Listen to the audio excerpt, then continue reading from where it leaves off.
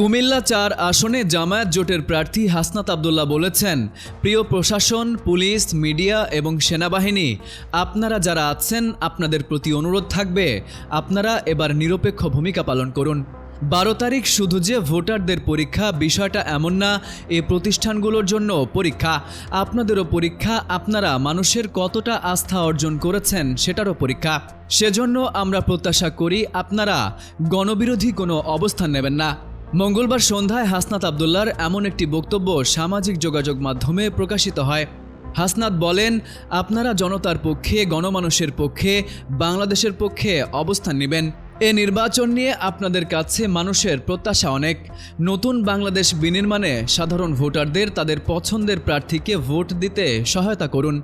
সাধারণ ভোটারদেরকে অনুকূল পরিবেশ তৈরি করে দিন, তারা যেন যাকে খুশি তাকে ভোট দিতে পারে।